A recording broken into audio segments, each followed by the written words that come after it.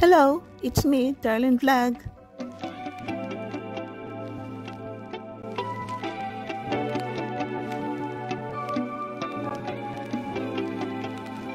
May mga kalingap, good afternoon. Good afternoon mga ka-sugar. It's me, Darlene Vlog. So mga kalingap, mga ka-sugar, magmaritis tayo ha. Pwede natin sabihin nata. So yan, bago tayo magmaritisan. Shoutout muna natin si Kuya Bal Santos Matubang, sa atin na vlog, si Kalingap Rab, ang presidente ng Karibab, Virador, si Kuya Noli, Orega TV, Kalingap Jomar, at si Carla Tapilar. Paki-subscribe po sila mga kalingap, panoorin ang kanilang mga vlogs. At siyempre, huwag niyo kalimutan si Darlene Vlog. Thank you po. God bless. Ano ba mga kalingap? Ito si Carla pala ay kahit sa off-cam, kahit sa nakita natin, no, every vlog nila, napaka-soft niya magsalita, napakalambing niya magsalita. Thank you po.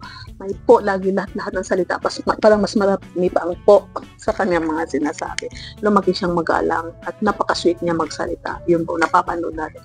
Kahit ito si, kahit off-cam daw, sabi ni Jomar, kahit may camera wala, lahat si Carla ay very, very sweet.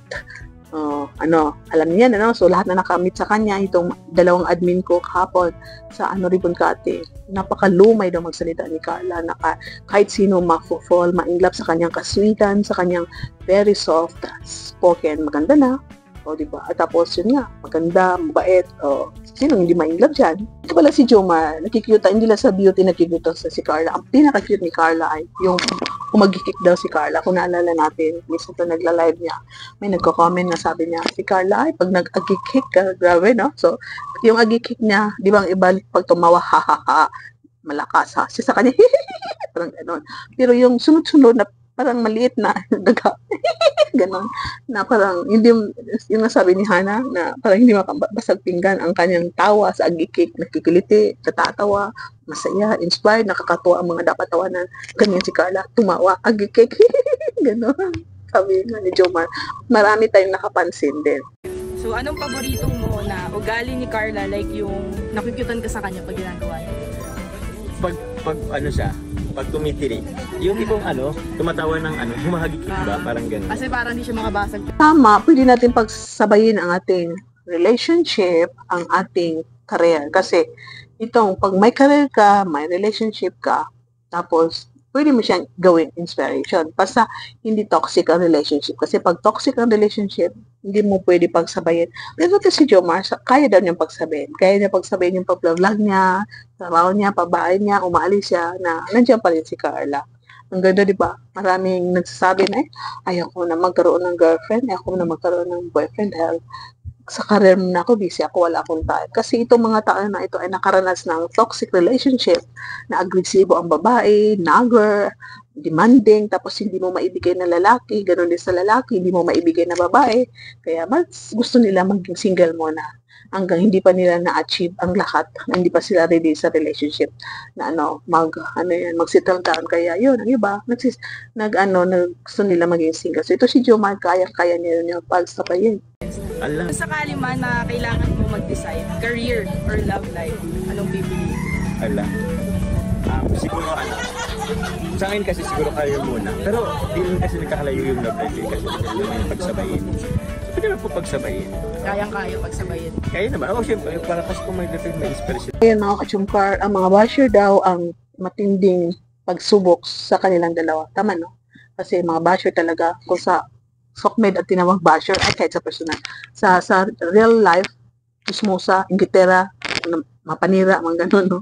So sila nga, totoo yung nakakasira sila sa career sa tao kasi yun nga, pag gumawa sila ng kwento, maraming ini-end nilang kanilang buhay dahil sa mga basher, dahil sa mga issue, no? So, kung talagang matapang ka, kayang-kaya mo, ang ganyan, so makasurvive ka, pero pag yun na may mga mahihina ka, maraming nawawala dahil dahil ito sa mga basher. So, sana mga basher, mag-isip na tayo, minto na tayo, di ba? Isipin natin pag tayo ang nabash, di ba? So, yun, malungkot na kaya naman. So, sa tingin mo, anong klaseng pagsubok ang makakasira sa love team nyo? Mabasher. Mabasher. Mabasher. Tapos yung mga fake news din kasi, kahit sabihin natin hindi na natin alam, medyo may mga napapaniwala tayo, parang gano'n, na hindi naman dapat. So pwede rin yung maging mityan ang at hindi pagkakasunduan.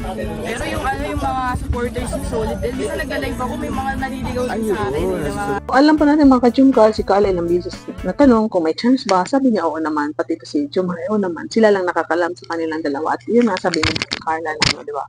Natatakot siya, baka siya ma-fall. Natatakot siya na magka-relationship dahil may nararamdaman siya kay Jomar. So maganda rin yun kasi minsan-minsan bahala na. Pero pag may takot ka, totoo yun na may pagmamahal ka sa isang tao dahil yun nga nagkahalo yung takot mo at pagmamahal. Pero kung love lang lahat, nasasabihin, ay bahala dyan, basta love ko siya.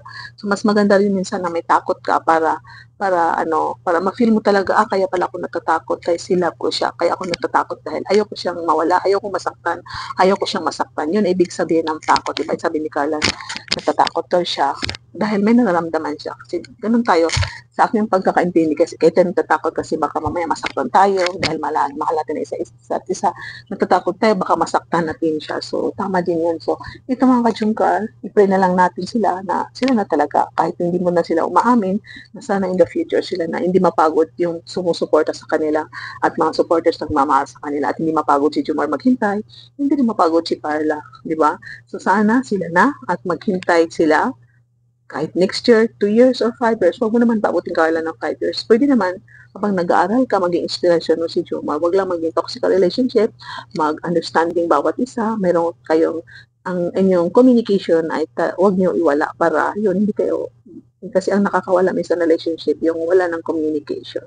So mag-uusap lagi, kung hindi kayo magkasama, laging nag-uusap. Ang kajungkal dyan po nagtatapos ang ating little chismisan, maritisan, parang reaction sa vlog ni Hana, kapatid ni Kalingap Dan. So, thank you so much. Paki-like ang ating video. Paki-comment kayo mga kachumkar. Subscribe kayo. At huwag niyo kalimutan i-click ang ating notifications para makatanggap kayo ng notifications every time meron ako vlog. At mga kachumkar, don't skip ads para magkariting na po tayo. Thank you. So, may love shoutout sa lahat ng Kalingap partners, sa lahat ng vloggers, charity vloggers, sa lahat na OFWs, mga supporters. Thank you sa inyo lahat. Mag-iingat kayo dyan. May love shoutout sa lahat ng Kalingap Love Team, Kalingap Kuya Val, si Ate na Vlog, si Kalingap Rap, sa lahat na Jumcar community. Hello sa inyo lahat. Jumcar fans for life, solid smart supporters, marathoners. I love you all. Ingat kayo lagi. Ang tuloy-tuloy lang po ang pamarathon ng mga vlog ni Kalingap Rap. See you in my next vlog and keep smiling. Bye for now.